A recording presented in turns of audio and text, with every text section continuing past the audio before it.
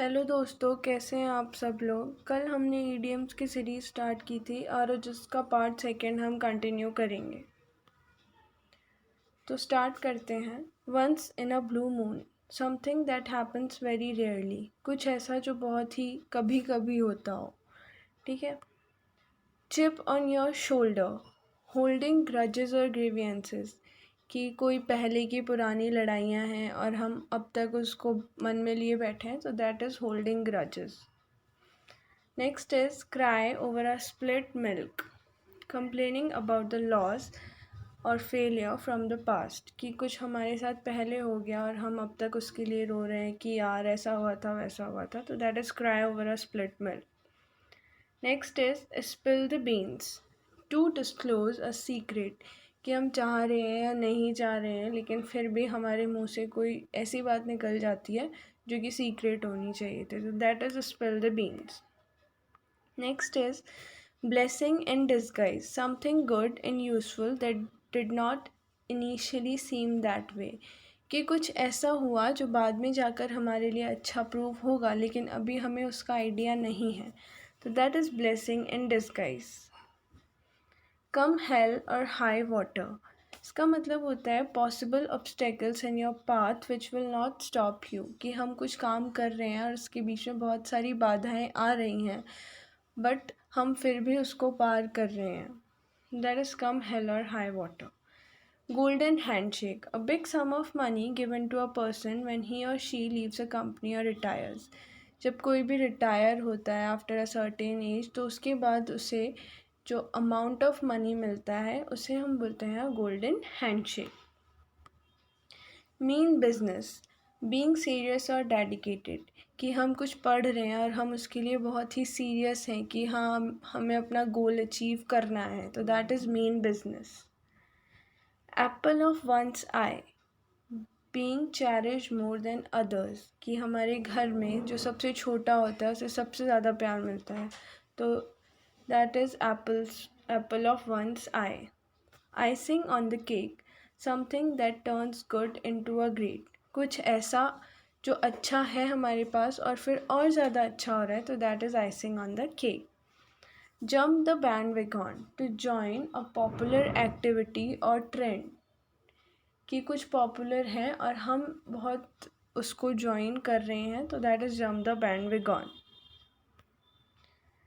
Next is it takes two to tango. हम generally सुनते हैं कहावत कि ताली दोनों हाथों से बजती है। कि कोई भी एक्शन हो रहा है या कुछ भी हो रहा है, कोई भी इंसिडेंट हो रहा है, तो उसके लिए सिर्फ एक बंदा रिस्पॉन्सिबल नहीं होता, इट नीड्स टू और more person for that. Actions और communications need more than one person. Next is last straw, the final problem in the series of problems. कि we are doing something and there are a lot of problems in our path. So the final problem in the series of problems will be the last straw.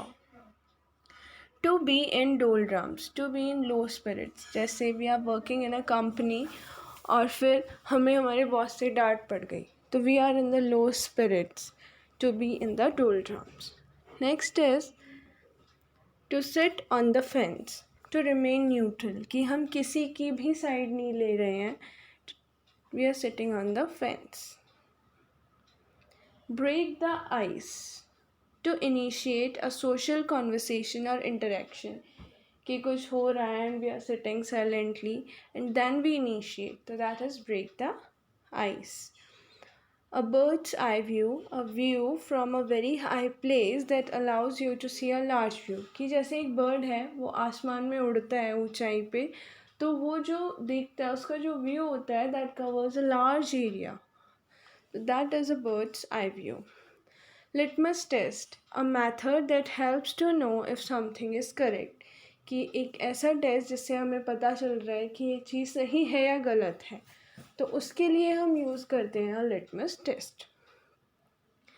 Afraid of one's own shadow, कि इंसान जो है अपनी खुद की परछाई से डर रहा है, डरपोक इंसान है वो, तो to become easily frighten. Like मैं हूँ तो मैं बहुत डरपोक हूँ, तो I get afraid of my own shadow. Okay. Black and blue, full of bruises, कि कोई बाहर गया और उसे गुंडों ने बहुत ज़ोर से मारा, तो he was beaten by them full black and blue. Okay. Be on cloud 9, आज मैं 7वें आसमान पे हूँ, तो आई एम वेरी हैप्पी. तो बी ऑन क्लाउड 9 मतलब होता है to be very very happy. Bone of contention, a subject or issue over which there is continuing disagreement. कोई भी subject या कोई भी issue जिस पे continuous disagreement हो रहा है, मतलब वो subject या वो issue या वो कोई भी चीज़ है, वो जो है वो हो नहीं पा रही है, उस पर disagreement ही हुए जा रहा है, तो that is the bone of contention. Eat humble pie, मतलब किसी से माफ़ी मांगना humbly, to apologize humbly. Fool's paradise, a false sense of happiness और सक्सेस. ऐसा नहीं होता जब हम बिल्कुल कुछ नहीं कर रहे होते तो हम और फिर भी हम बहुत खुश हैं, तो हमारे पेरेंट्स बोलते हैं कि तू सपनों में क्यों जी रहा है. तो that is false sense of happiness और सक्सेस.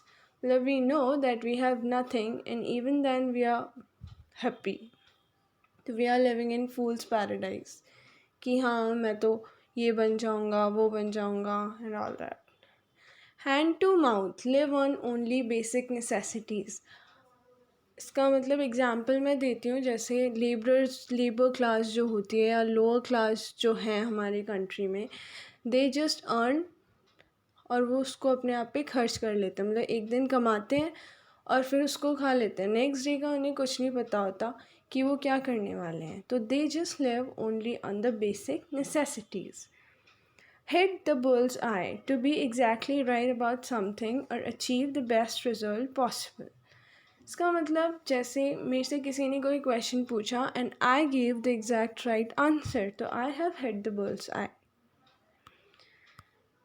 आज के लिए इतना ही. थैंक यू इस वीडियो को अंत तक देखने के लिए. इस चैनल को सब्सक्राइब करें, इस वीडियो को लाइक करें और शेयर करें बहुत सारे लोगों के साथ. Stay safe, stay home. Thank you.